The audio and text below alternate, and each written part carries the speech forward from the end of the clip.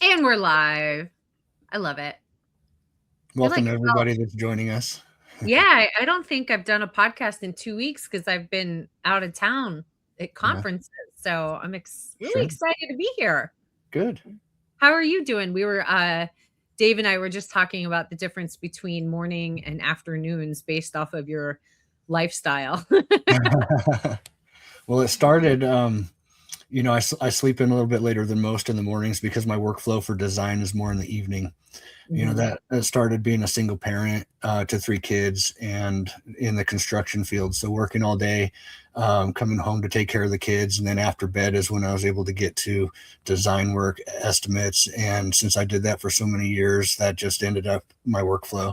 I feel more creative about 9 o'clock at night. Well, also because there's no distractions, right? Yeah, for the most part. Yeah, I get up every morning. We remodeled our house. We had a flood last year, and so we did some remodels. And I get up in the morning at 5 a.m.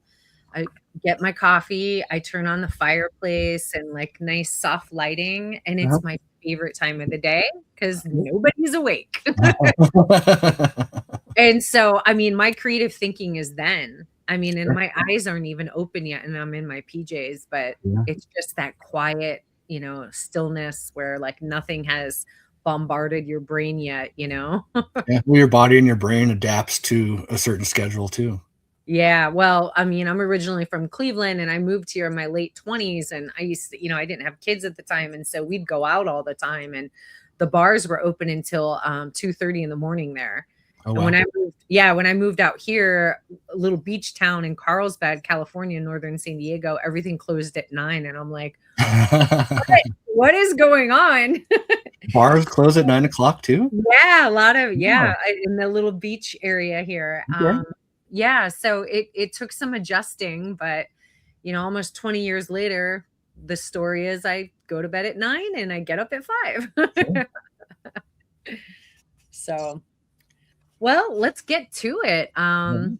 So hopefully we got some folks that'll join us today. I think you've got so much value to bring, and I'm really excited to talk about your story. I think the timing is really, really good for this too, Thank which you. is interesting because we booked this podcast before the awards, Sure. and now we get to put you on a Let's talk pedestal about it.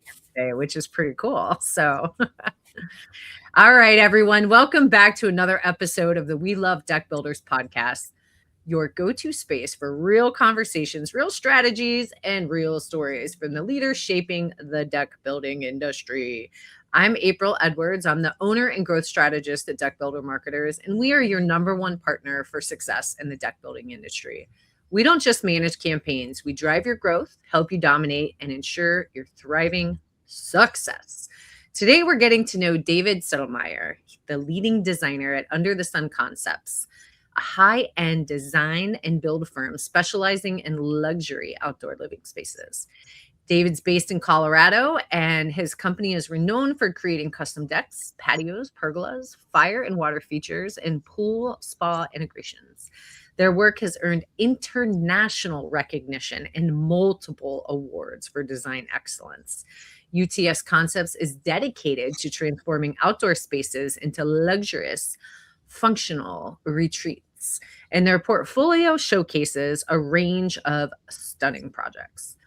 So, join us today as we dive into David's approach to outdoor design and explore how UTS Concepts is shaping the future of luxury outdoor living. And might I add, multi award winner as of recently. I Yeah. mean, as of always, but we're just in January, first week or second week of January. So, Yeah. Well, another year, another round of awards. yeah, just same old, right? That's the goal. David, thanks so much for being here. Thanks for having me. So for people that don't know you, give us a little background. Um, all right. Well, so I started in the landscape industry. My first job was planting trees through a tree nursery. Um, that nursery evolved into landscape construction, and the owner kind of mentored me through how to create stunning visual effect with trees, plants, boulders, things like that. And I really grew a passion for it. It was probably 2 years that I did that before I moved on and went to another company. And after maybe a month, I was running that company. So I started to feel like I really had some knowledge. I had something to show, from my training just a couple of years into it, and decided to start my own company. The guy that I was running his company for was out going to baseball games and playing golf all day. And I thought, man, that's what I want. But then I started my company and I realized that I didn't know how to run a business. And so I had to do everything myself, but it turned into a passion for me. And, and so I evolved that from landscape into more of an outdoor living space, building patios and fire features and things like that. That eventually moved into building decks too, as just part of that outdoor living space. After about 15 years of doing the landscape, architecture and builds, I decided to focus primarily on deck builds. And I came across NADRA and saw that they had an awards platform for what they offered to the industry. And I thought, man, the stuff that I design, I've gotten a lot of praise locally for that. But I wonder if, I focus some design effort into decks, if I would be able to qualify for a NADRA award. So I think it was 2019 is when I entered a first couple of projects and then ended up winning 2 awards.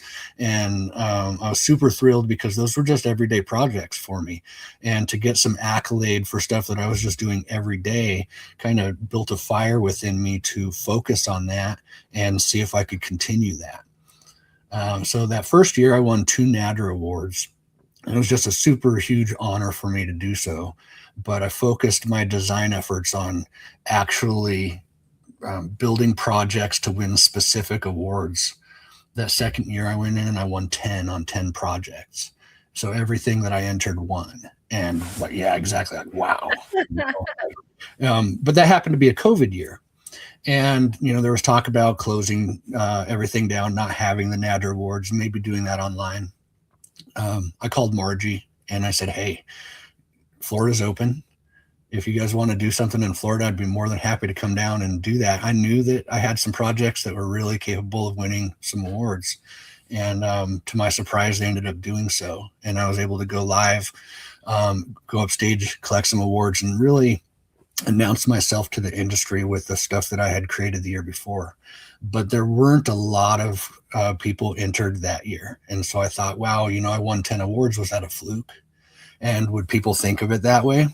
And so I concentrated my efforts the following year to kind of repeat that effort. And to my surprise, I did. And I won another 7 awards. And it's just continued with that year after year. Yeah. So you are highly recognized. We've got Dylan. I don't know. Maybe Dylan Games 88. Do you know who this is from YouTube? No, I don't. All right. Well, he says, hey, guys. Hey. So, what's up, man? Welcome to the podcast.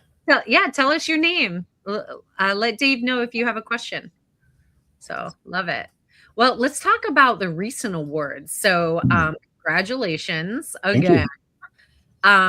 You had collaborations with Henhouse Decks, Raven Builders, and Northern Outdoor Living this year, right? Sure. Well, the Northern Outdoor Living and Dan Pettit, he was a collaborator also with Kevin Chiquette and Everlast with the show booth that we created for the IBS show last year. So I haven't worked with Dan specifically yet, but we do have plans for that. Dan and myself are really good friends, and we definitely have plans to do something in the future. But collaborating with Kevin Chiquette, I've done that for a couple of years now. And then this is the first year of entering projects with Andy Henley. Mm-hmm. All of you guys, true artists. I just think it. Yeah, seriously. What do you think these particular awards this year mean to you and your team? They mean actually quite a bit more to me, helping and collaborating with other builders than when I was doing that previously just for myself. Mm-hmm. I decided to close my construction company about 2 years ago. And, I've been doing this for about 25 years. And after winning all those NADRA awards, I had reached a level of success that I was happy with. And the daily in and outs of construction were starting to weigh on me. Mhm. And I'd actually gotten questioned a couple years prior if I was able to offer design services for other builders. Mhm. And I thought, what better way to showcase my talents as a designer than to collaborate with other designers and see if we could still continue to win NADRA awards. And Mhm. so this is the second year of myself winning awards, NADRA awards as the designer for other builders. And that is my main goal now, is to focus in that realm. So you guys listen. All right, I need some comments here. Come on, guys. Seriously, this is amazing. So other builders, like primarily what you're doing is you're helping other builders with their designs. Correct. Yeah. So So oh, I'm 40 for 42 in NADRA entries right now. Only 2 projects that I've entered have not placed, and who knows, I may have gotten 4th place. I don't know. But 2 of those didn't get awards. But I think 40 out of 42 is quite a feat to pull off. And my goal is education and assistance. I'm open to teach, to encourage anybody in the industry and try and help elevate their skill sets, their companies and their markets and so forth. So yeah, that's just kind of where I've gravitated to. mhm.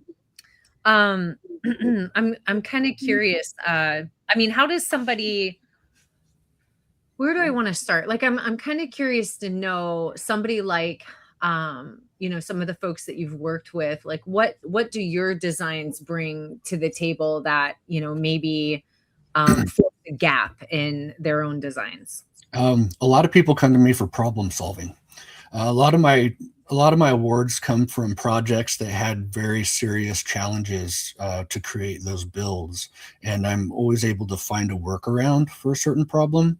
And I think that that's something that kind of separates me from a lot of people, is having the construction knowledge as a designer to know how things actually fit together, the engineering behind that. I'm an ICC certified contractor myself, so I'm, very highly into building code and, what it takes to build a project correctly. Mhm. And so I think that a lot of people reach out to me for the help with that, but not just the problem solving, but the creativity too.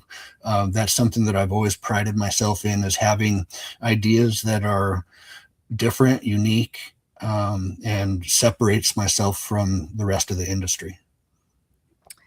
All right, we got a comment here. Chad Furley, do you know him? Yeah, I do. Chad Furley, PWT. Whoop, whoop, So, whoop. um, So how did I learn how to bend boards? I sold a curved deck, and I thought, there is somebody in my area that can help me to bend those boards, whether it was renting equipment or turning it over to them to bend the boards for me. But there was nothing. And so I ended up having to buy the HeatCon heat blanket system to bend boards. Thankfully, the deck was an AZAC deck, which is all PVC, and those are actually the easiest boards of everything to bend. And so it was a kind of a small learning curve for me to be able to manipulate those boards and get those to fit where they needed to go. However, just selling that one curved deck and having to make that investment for that equipment was more than I was really capable of, like, hanging on to. And so I thought, in my area, if there's nobody that can help other builders, there's certainly other builders around that need this service. So I started Colorado Board Benders, and that's a service that I have been offering locally for the last couple of years. And I enter all of the deck contractor trade shows, and I meet all of the other guys in the industry locally. And that first year, I helped 5 contractors, which was great. It was just a little bit of side money, but helped me to recoup some of that investment cost. But last year, that turned into 40 projects. And this year we're on track for 60 projects, and we just started, but we're booked for about a month bending boards for people all over the country now. So I have an order that's going to Miami here in another month. I got somebody else reached out to me yesterday from Florida. I don't know exactly where, but they need 8 boards bent. And so we figured out how to offer shipping for that stuff too at a reasonable cost. And though bending boards is not truly economical, the cost of a curved deck is usually more than the cost of a square deck. So there is money to throw around when needing that service. And because I have been offering the service to other contractors, I have not been stuck with working with a certain manufacturer of boards, such as the AZEC. I have to bend Trex and decorators and TimberTech and Moisture Shield and all of that. And so it is a lot of trial and error, but the local suppliers usually have a boneyard of material where they have scrap boards, scratch and dent, stuff like that. And so I'm able to pick up boards for $20 or $30 instead of the $80 to $100 cost typically. And I get to do a little bit of practicing with that before moving on to the actual material that the contractors are in need of. So I think that from a bending standpoint, that's really elevated my game, being able to work with all the different manufacturers and find the nuances of each board. And every board has a different temperature that it wants to bend at. They all have their different issues with surface cap melt, things like that, that I've been able to really hone in and produce perfect boards for guys, because again, I can't send a guy a half-ass board. It has to be perfect. When they're paying the cost for that, that's their expectation. Well, Chad Furley said rock star. I agree. I think what's so interesting about what you've told me so far is just that you've been able to really, like, your entire career, every step of the way, you've been able to hone in on what you really enjoy doing the most, Sure. what your brilliance is. And so how cool is it that you are doing bending boards for other people? Like, you definitely know your craft when you have to learn all of those different materials. That's really, really impressive. Thank you. We've got a couple more questions here. So Cassandra says, what was the biggest challenge you faced successfully? The biggest challenge that I faced successfully was as a contractor. It's really difficult to work around the weather in our area, especially this time of year. You never know what to expect. Finding good employees, and I've trained a lot of guys in my career. I probably had 200 employees that worked for me, and I've always been an owner operator, so I've never had multiple crews of guys that I would send to multiple projects. We would all focus on one project, and a couple of the key guys that I've had in my career have moved on to start their own companies. So I find a lot of success with my education with those guys and building them up in the industry too.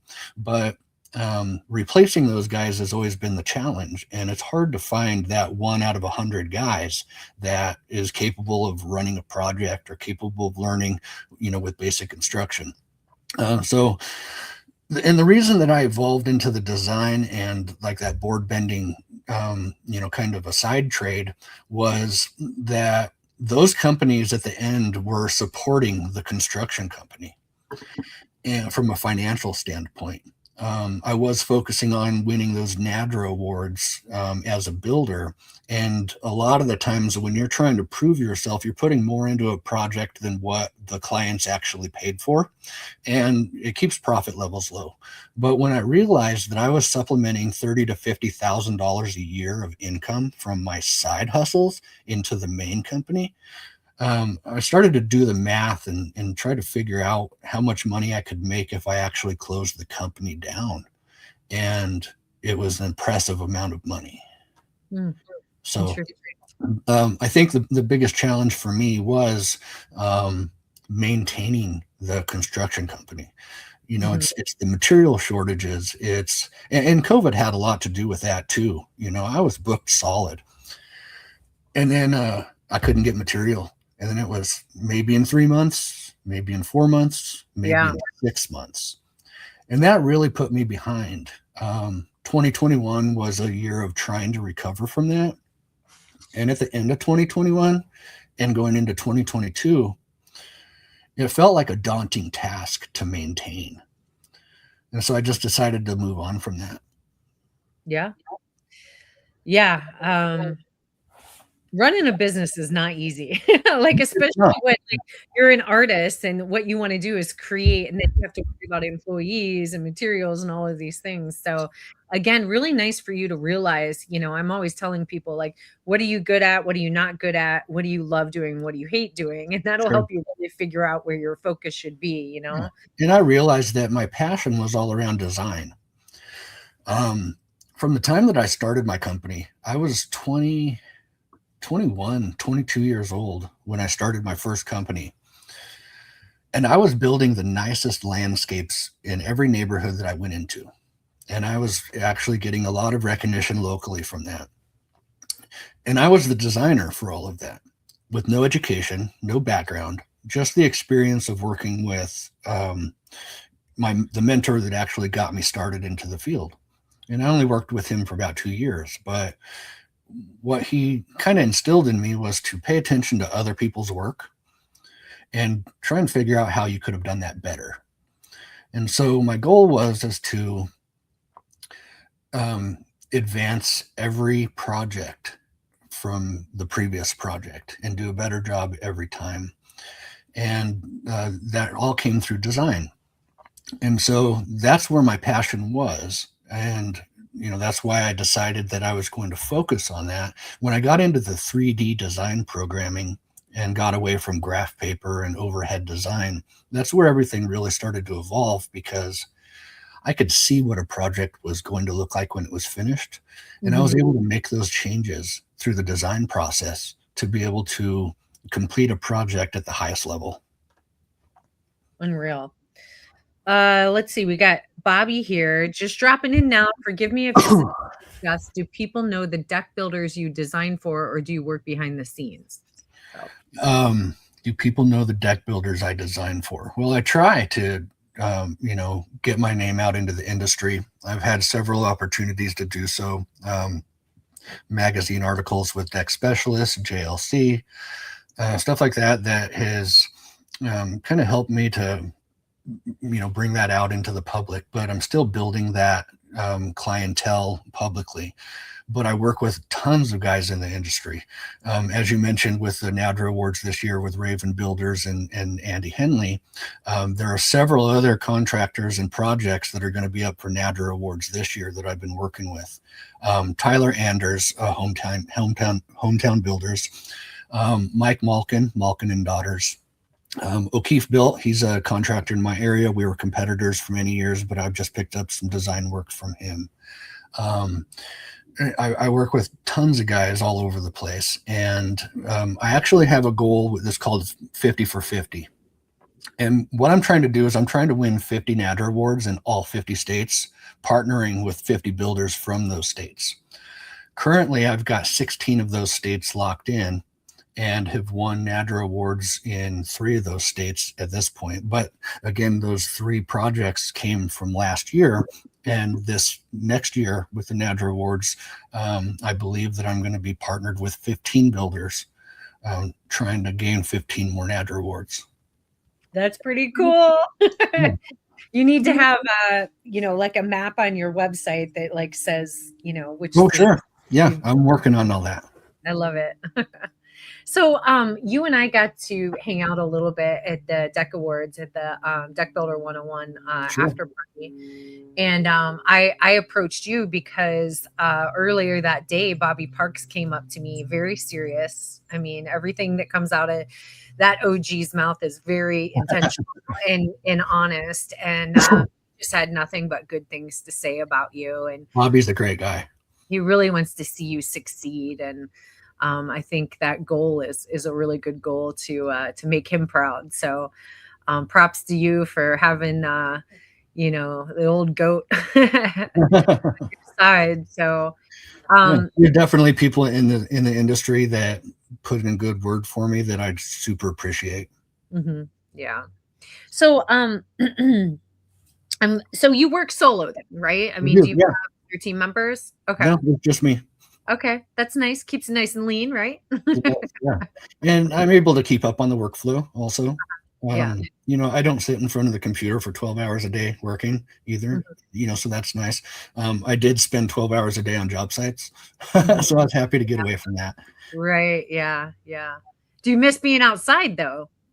Occasionally, yeah. I definitely have the desire to build on a project here and there. And I do so when I travel across the country to work on some of my designs. So with Andy Henley, I actually went to Ohio and I did all of the stonework on the columns for the design that I created for his customer. And that's something that I offer because my skill set, starting in landscape, really took me into stonemasonry later in my career with that. And I considered myself to truly at heart be a stonemason. And even though I've gained most of my award and recognition through the deck industry, that is a passion for me. And so what I do is I offer those subcontractor abilities on my designs around the country, so that if one of these contractors needed to sub part of that project out, I'm available to take that on. That's pretty impressive. So it's nice to be able to, put in 10 days on a project or something like that in a different part of the country. And that satisfies me from that construction standpoint. Yeah. Yeah. That's nice. Plus you get to travel and go to some of those states. Absolutely. Yeah. Well, I mean, I'm hoping to get to all 50 states. If I'm designing for guys in all 50 states trying to win NADRA awards, it'd be really cool to actually have some hands-on portions of those projects. Killing two birds with one stone, huh? That's true. I love traveling. I mean, I had an opportunity. We do these, we call them brand story days. And so I go out to a client's neck of the woods and bring a videographer, and we shoot all kinds of video testimonials of homeowners, interviews of them and their team, drone footage and photos and, video of their work and stuff like that. And I got to go to Des Moines, Iowa. Now, I would have never said, oh yeah, I want to go to Des Moines, Iowa, but I loved it. I absolutely loved it. And I think every place has something special to leave you, to leave you with. So anyway, I got to ask, how do you like Ohio?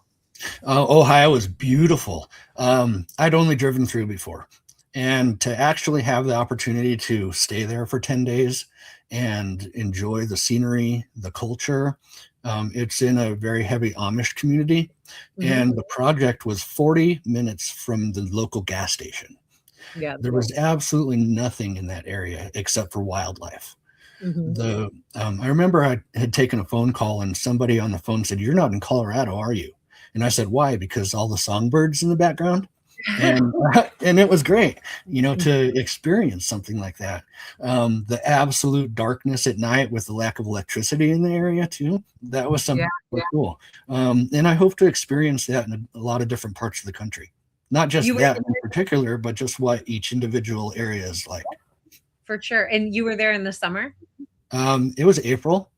Okay. Late April. So, and the weather was great. It rained the whole time that we were there, which that kind of sucks for stonemasonry too. So we were building tents around everything and, trying to work around that. So, and that's just part of construction. Like I said, why I kind of got out of it too, is dealing with those weather and inclement days. And what do you do? A lot of times you can't work, when it's 20 degrees out and it's snowing. You try and cut deck boards and the surface chips, and so many different problems that come about. So Bobby said this before when I was asking if you were solo. He says, keep it small and keep it all. Yeah, exactly. But Bobby's actually on my team. He's one of the copywriters, and so he likes to chime in and learn from you guys, so it helps what he does with his brilliance. But anyway, Bobby, myself, and Andy are all from Ohio. Now, Andy and I are from the same, area. Bobby's in Worcester. And so he wants to know what part of Ohio you were in. I think it was Salesville. I'm sorry? Hartsville? No, it was not Hartsville. I know Hartsville was in the area, but I'm pretty sure that it was Salesville. Okay. But I'm not from the area, and I just was visiting, and I just went to the address that Google Maps told me to, and where Andy directed me to go. Andy was great the whole time. He hosted me while I was there. I took my construction partner. He's a good friend of mine that had worked for me for many years and was part of a lot of those NADRA awards, but it was the two of us that went down there, and Andy hosted us while we were there, took us out on four-wheelers, and got to ride through the woods and see all that stuff. And, so it was a good time. Yeah, it's beautiful there. So Bobby, he's always posting pictures of, the Amish and stuff. And it's pretty cool. Did you get to see lightning bugs at all? No, but I'm familiar with lightning bugs. My family grew up, I grew up with family in the Missouri, Oklahoma area. And so my childhood is full of those memories. But no lightning bugs in Colorado. I don't know why. I always feel proud to ask people this. The whole time that I've lived here my whole life, and we've never had lightning bugs until last year. And so I don't know if that's, something to do with the current climate situation or what the Huh. case is, but they are migrating into our area, and I have seen some recently. Huh. That's interesting. Yeah. I didn't know for the longest time that they actually, because when you see them come out, they surface from the grass and come up. Hmm. It's pretty cool. Yeah. So I'm interested to know about code. I mean, when you're doing designs all across the country, I mean, you got to have a lot in your noggin to be able to do all that, right? Yeah, absolutely. And, that's part of, in my area, you can't pull a permit unless you're ICC certified, unless you've taken that test and you can prove that you know how to navigate through a code book and you know how to find the information that you're looking for. So that was, part of my success and part of the ability to be able to design for guys around the country is having that base recipe to work off of, something that, that code is considered internationally, Mhm. and so as long as I can follow that, typically I can perform those designs to work in any area of the country. That also allows me to go to any jurisdiction and get a business license or get a construction license. That was big for me and my education of that. With that to have that as a requirement in my area, which I know a lot of areas in the country don't have that requirement. And that's what it was like here for many years too. You could just walk in and pay $200 and get a construction license. You didn't have to pass any tests. You didn't have to do anything like that. And I think that this has really helped to weed out those, random contractors, the guys that just decided to start a company that really didn't know what they were doing. And so I think that's something beneficial in my area. But again, every jurisdiction is different, even locally from town to town here.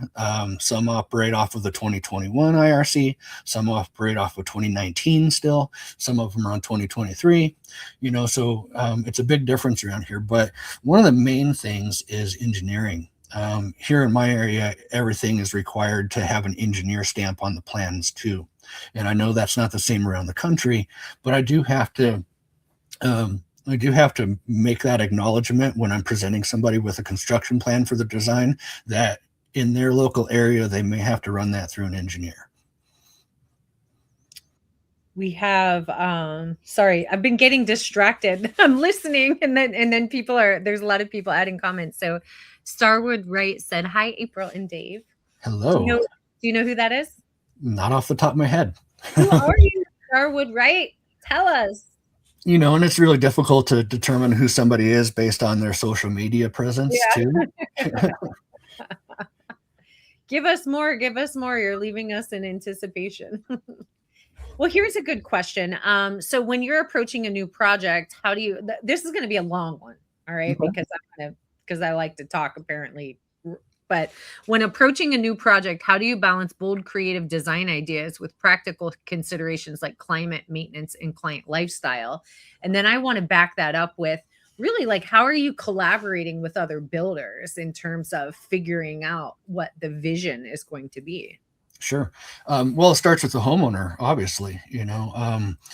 Whenever one of the contractors or if it was myself locally went to meet with a new client, they certainly have their ideas on what it is that they want.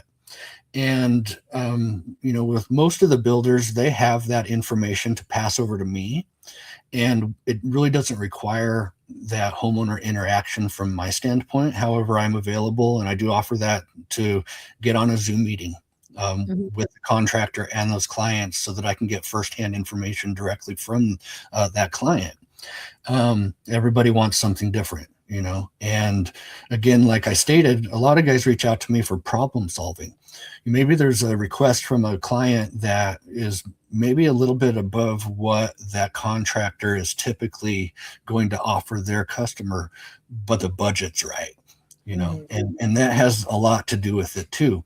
But at the same time, budget is kind of an irrelevant factor for me, because the same design that I would create for somebody in California has a way different budget than somebody in Missouri for the same project.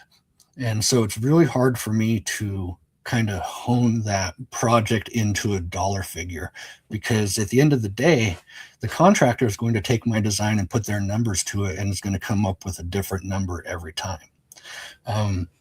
As far as like, how do I balance the efforts on the project and the creativity to make it structurally sound too, it usually starts with problem solving first, whether it's an elevation challenge, a roofline challenge, door access, things like that. Those things have to be addressed first and foremost.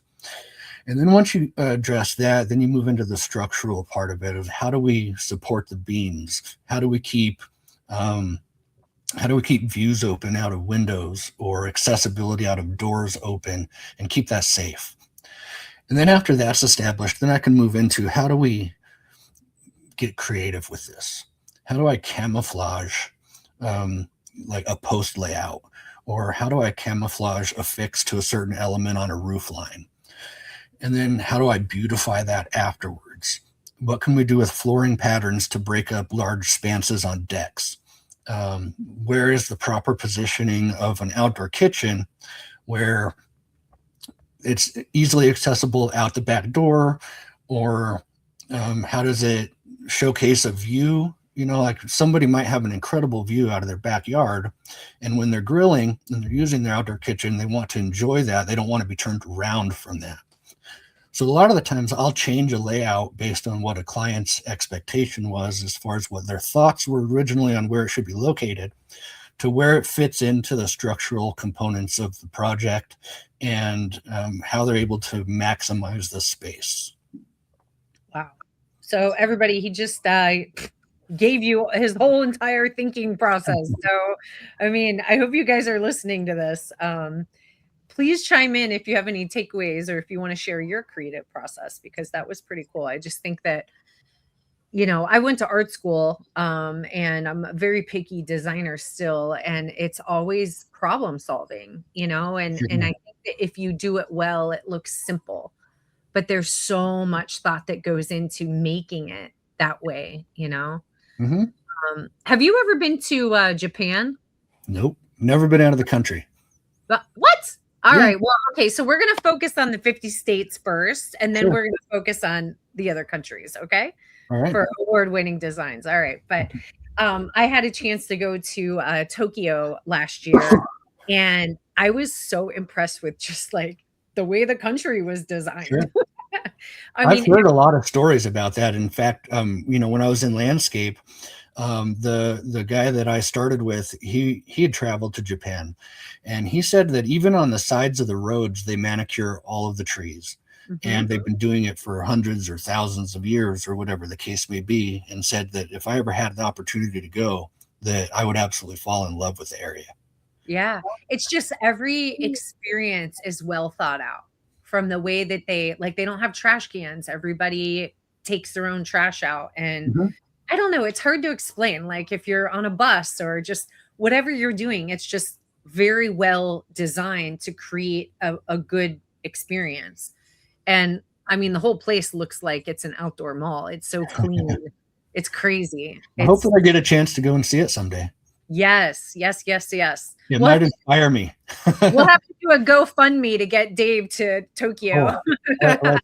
Let's do it. So John Witt from Q-Tech is right. So now we got to know why you got a handle name like that. What is Start Wood Right? I said it wrong. Shame on me. Well, with John, you have to start the wood right by staining it properly, and you have to use the Q-Tech. Yes, exactly. Oh man, you just said it all. You don't even have to chime in, John. So what type of feedback from you know, your colleagues, clients, peers that resonates with you the most, and how does it shape your work? Well, I mean, everybody's happy at the end. You know, if they're ending up with a NADRA award, certainly we both hit the expectations of the collaboration. Mm-hmm. You know, so the feedback is always appreciative, you know, and likewise for me, I'm always appreciative for the opportunity too. So, yeah. How about this one? Luxury outdoor spaces often push the limits of design. What's the most unconventional or daring idea you've brought to life, and how was it received? So I would want to say that porch covers There's a couple that I've done that have curved roof lines to that. I did a roof line that I had never seen before, and it had to fit that way. It's the only way that we could make this work on the project. And I even asked my engineer, have you ever seen a roof line like this anywhere? I looked at architecture from around the world, and I had not seen an interior and an exterior curve pitching up to a steeple point, curving around a house back to square lines before. And it was something that I had never taken on before. And I got a lot of praise. I won a NADRA award for that particular open porch and that roof line. And I think that it was just the originality of that. But that came into the problem solving aspect of the project, is how do we create a roof line that fits onto the deck, fits onto the onto the house, and was able to be functional. And so there's two of those that I've done in my career that had all that curvature to it. And it's something that I take a lot of pride in, being able to pull those off. But the roof lines and those porch covers were probably the most difficult projects that I've had to take on. So I'm really proud that I was able to pull those off. And a lot of the stuff that I do design, or that when I was a builder, is stuff that I had never done before. And so there's a lot of education and a lot of learning through the process.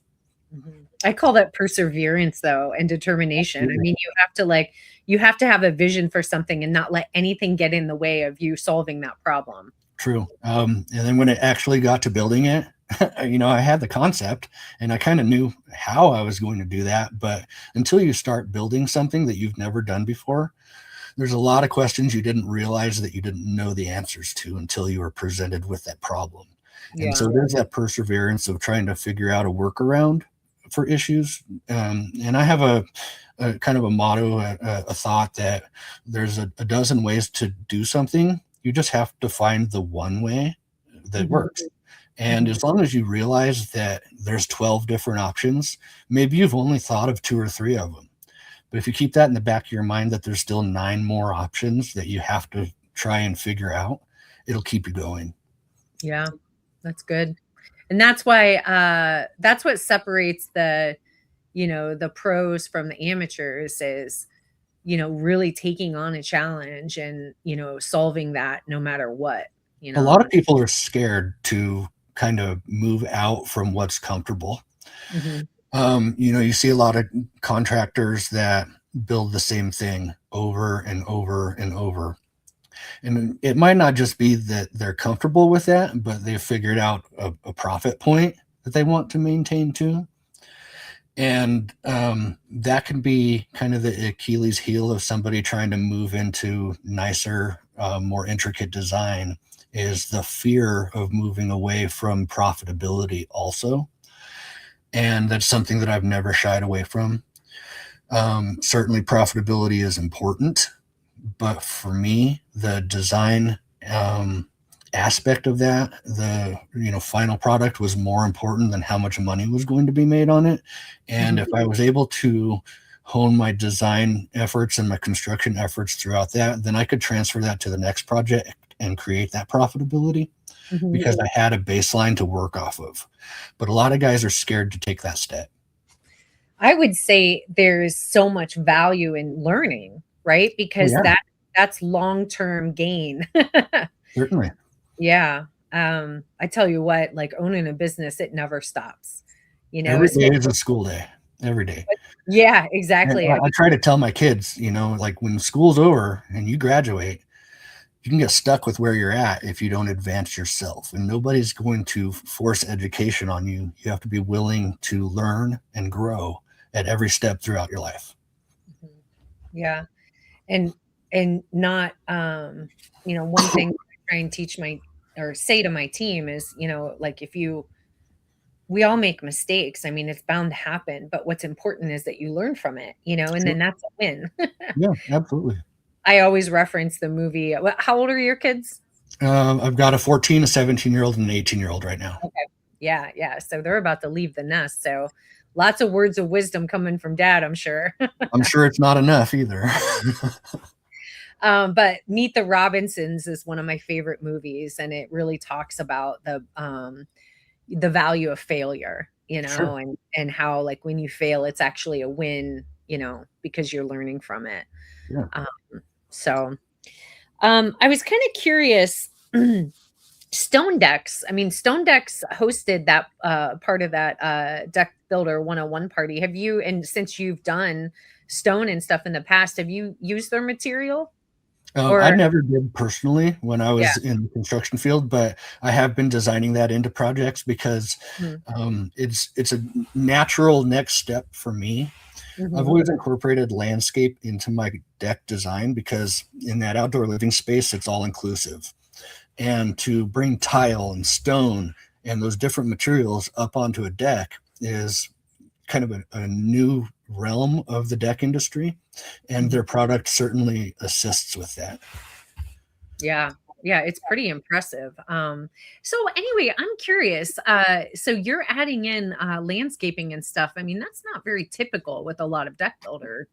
No, not With with deck builders, but my company is Under the Sun Concepts, and it's Mhm. because I design everything under the sun. Mhm. It's not just decks.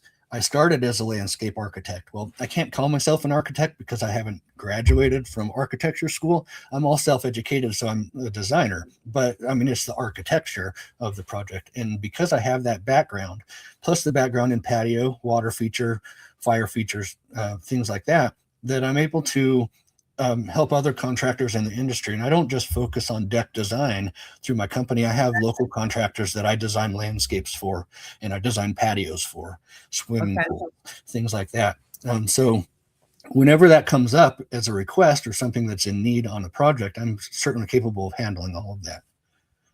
I forgot to ask you, for our listeners, what was that project that they could look up on the NADRA website that you won that had the curved roof, the covered porch? So that was, I believe, a 2021 NADRA award. Maybe that was the 2022 awards. Um, it was called Crestview.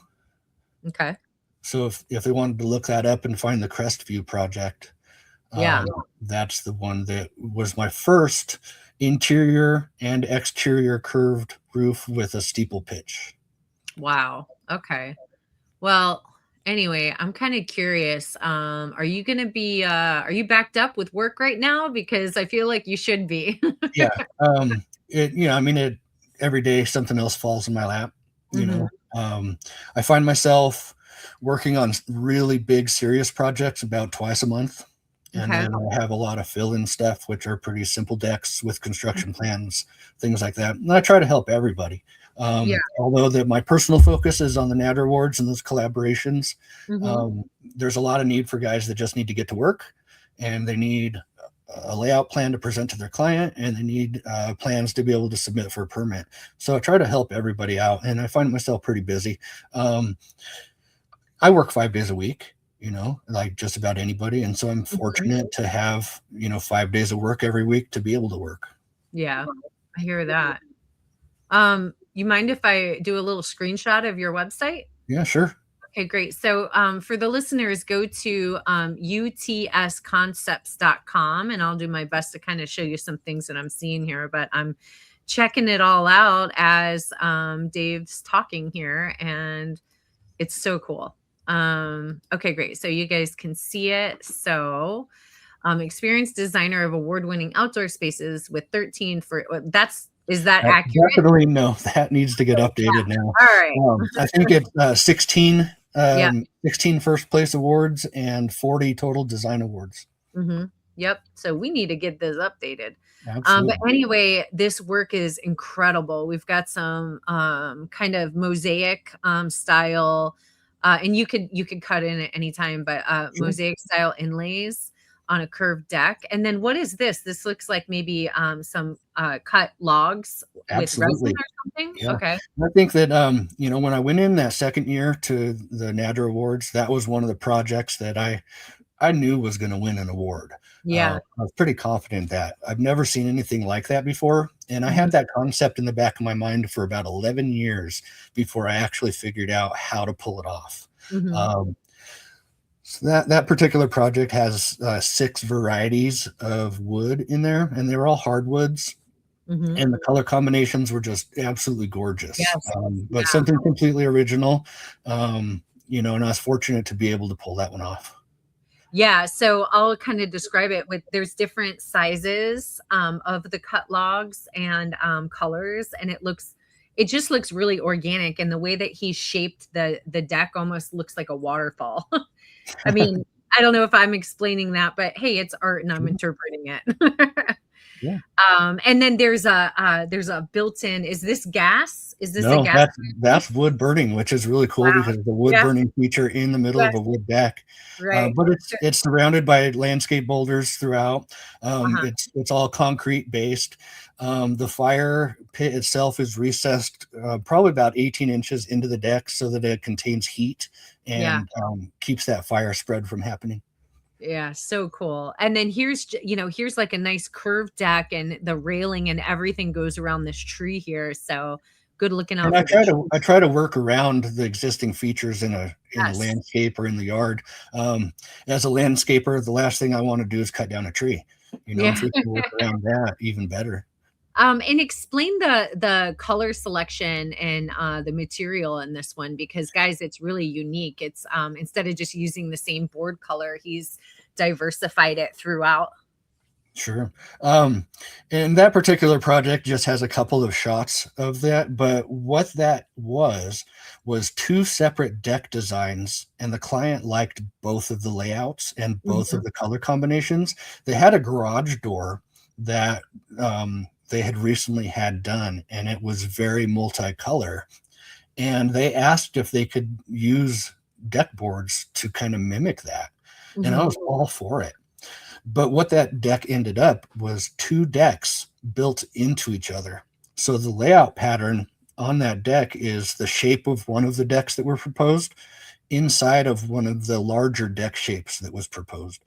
And Mhm. I don't know if I have the drone picture of that project on the website, but it's a very impressive layout. Yeah. That particular picture does not showcase Mhm. the what the full project is like. But Yeah. I've always and I think that that's what people really got to know about me originally was the use of multiple colors of Yeah. boards and decks and those kind of random Ashlar layout patterns. Uh-huh. It's just something that I had never seen before, and I guess not a lot of other people had done up to that point. Uh-huh. And now I see that a lot more that people are using different colors. You guys, I mean, I am so impressed. The work here, seriously, each piece is unique in its own. It's like a whole different painting. And if you look at the way that he has done these inlays and the layers in the decks, I guess is a good way to say it. It's amazing. Like the one I'm looking at right now, it looks like a river running through the deck. The lighting here was Dan a part of this one at all? I know he's the No, lighting guy. Okay. yeah, no, he's definitely has his own genius in what he Yeah. does. Yeah, he does. But I'm a very colorful person, and Uh-huh. I want my projects to be full of color and life. Uh-huh. I really hate to see a deck that's all one color. Mhm. The one on the bottom right that you happen to see right there Mhm. had a lot more going on with the project that allowed for the same color to be used throughout. Mhm. Mhm. And I think that I pulled that one off beautifully just using one color. And that's working against my norm Mhm. for what it is that I create. But, speaking of that inlay and those different patterns, I've Mhm. won first place NADRA Inlay Awards every year that I've submitted Mhm. in that particular category. Yeah, I mean, they're all different. So the one I'm looking at here, it's got like diamonds and curves and 3 different colors in it. This is stone down here, right? Yeah. Yeah. So we mimicked the same patterns between the patio and Oh the my deck goodness. up above. How I mean, how long does it take you to do this? This is insane. Oh, yeah. That was a 6-month project. Wow. This is amazing. I mean, that really shows your brilliance from, composite to stone. Yeah. How incredible. And so that's, in my local area, although, I'm known more around the country and around the community as a deck builder, Mhm. I'm a landscaper and I'm an outdoor living space builder in Mhm. locally. And again, starting out in that hardscape realm is something that I always incorporate into my full scale projects. Jeez. Okay, so the one where he was talking about it just being one color, he's got like steps going up to, what would you call this? It almost looks like a gazebo area. Yeah. So there's actually a curved pergola that wraps the entire lower area of that deck. It creates an amazing ambiance in the backyard, shade, privacy from the neighbors. It's one of those houses that is on the lower side of a hill, and there's a house behind them, or a whole nother street of houses behind them that looks down into the property. And so that pergola and its exact placement actually provides all of the privacy that those people needed from the neighbors behind them. Wow. But what I wanted to really showcase was he used one board color, but the way that he laid the boards out, it's really cool. Like it kind of, it's weird. It like, not weird, but it almost frames the gazebo area. And then it's like this artistic, like modern feel on the lower level. Just with using one board color and the way that he chose to lay the boards. And then this one down here in the bottom right, it's multiple board colors and sizes and all kinds of like diagonal directions. But then again, they have, you're doing this thing with the steps. So that design started as an accident. The design happy little accident. Yeah. I was taught by my grandfather when I was a kid that a true artist can turn a mistake into a masterpiece. And so I've never been scared to try something bold and new. And that is the result of a mistake, and it turned out phenomenal. That particular project got the cover of Deck Specialist magazine back in March and April of last year. Nice. Very nice. Now, did I happen to go past the covered patio that had the curve? So just go back to that main screen. Just exit out of that thumbnail. It's the one right in the middle on the bottom. Okay, this one. Yeah. So interesting. We have that large exterior circle around the back side of it, but the two interior cut-ins to the circle on the front side.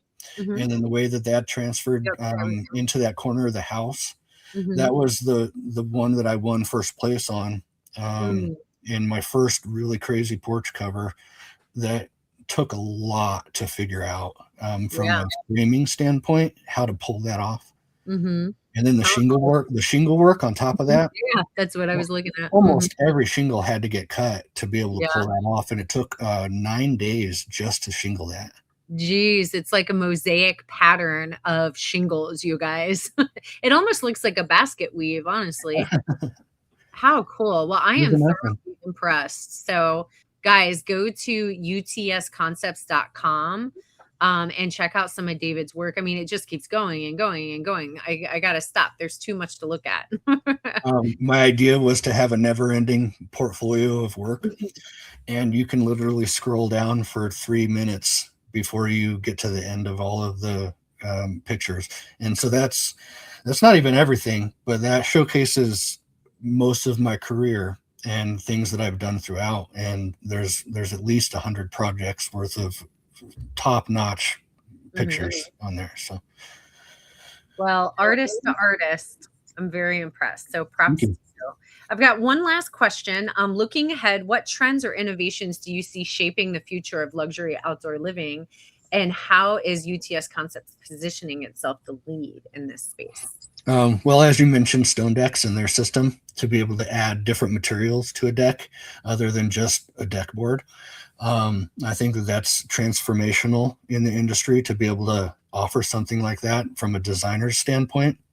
I think that the deck industry alone is moving into the full outdoor living space and not just the deck. More and more you see that incorporation of fire features and water features, louvered pergolas, automation is a big one. I think that's something that I really started to get into towards the end of my construction career, was full project automation. And being able to turn anything on and off at the click of a button off of one individual controller, instead of having a separate controller to turn on your fire feature, or a separate controller to turn on your lighting. Lighting is something that's huge also, and what's growing trend in the industry is the RGB lighting and having the ability to do multiple color layouts. Being able to create an atmosphere for specific occasions, whether it be pinks and so forth for girls' birthday parties, or whatever the kids' favorite color is. Having outdoor entertainment such as sound systems and TVs, really bringing that interior to the exterior of the house and being able to enjoy the full backyard experience without having to go to a specific venue to do so. I think that those are all things that are really growing in the industry. And then that automation of the projects really helps to hone all of that into a functional, useful experience too. So that's where I see everything. There's kind of a blend that's going on between landscape and deck. And, that whole outdoor living space is just what everybody's looking for anymore. They want to be able to go and sit out at the fire while they're watching the football game at, whatever o'clock at night it is, and having heaters in their spaces too, so they can enjoy colder nights and still be able to utilize their spaces throughout the entire year. So it's constantly evolving, and I really enjoy seeing where it's moving into. So many exciting things. And so for anybody listening, I mean, I'm sure everyone knows what you mean by automation, but that's basically like with those louvered pergolas, they'll open and close depending on the weather, like automatic. Yeah. So impressive. It'll be so cool to see what's in store at the Deck Awards next year. Absolutely. How cool. Okay. Any last words of wisdom, advice for our listeners? Try something new. Work outside of your box. You've heard the term think outside of the box, but if you just realize that there's no box, you don't ever have to work outside of it. The world is your oyster, right? It is. I love it. Well, David, it was really nice. Thank you so much for joining us. Thanks for having me on today. Yeah, and sharing all your expertise. I mean, you just gave away all your design thought process. I definitely kept a lot of stuff locked away. Okay. I have to keep my relevance in the industry, and I can't let anybody take away from that. So before we wrap up though, let everybody know how they could work with you and find you, and kind of what that process looks like. Sure. Going onto the website, I have a contact form that you can get on and fill out. Reach out with any questions. Any social media as well. It's UTS Concepts or Under the Sun Concepts throughout Instagram, Facebook, YouTube. We have a YouTube channel where we showcase all of our design videos and a lot of our finished and completed projects through the NADRA Awards the last couple of years. So you can go on and take a look at that stuff, but shoot out a message, just inquire. That's all you have to do. I'll follow up, make sure that we get something scheduled. We can do Zoom calls, we can do phone calls, we can do social media calls, texting, any of that stuff. I'm available for all of it. He makes it easy, you guys. So if you're ready to take your work to the next level and create some amazing luxury outdoor living spaces, I don't know why you wouldn't at least inquire. I still have 35 states available for the 50 for 50. So that's the goal, is to win a NADRA Award in all 50 states. So, if you're outside of Colorado, reach out and let's get something on the books. Yep. Help make this a reality, guys. And it looks like Dan showed up. He said curved decks are hard. So Dan's a really cool guy. I love this guy. I just produced a music video and a country music song for one of my Colorado board benders company. And he's referencing some lyrics to that. Oh, got it. Okay, cool. A little inside joke that we were lucky enough to get in on.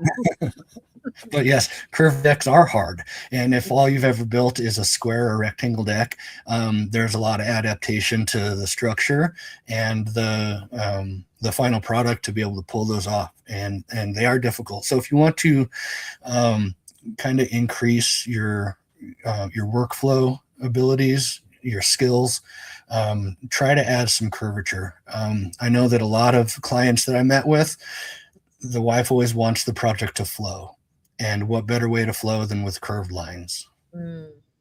Yeah, happy wife, happy life. So make sure that you make the customer's wife happy here. All right.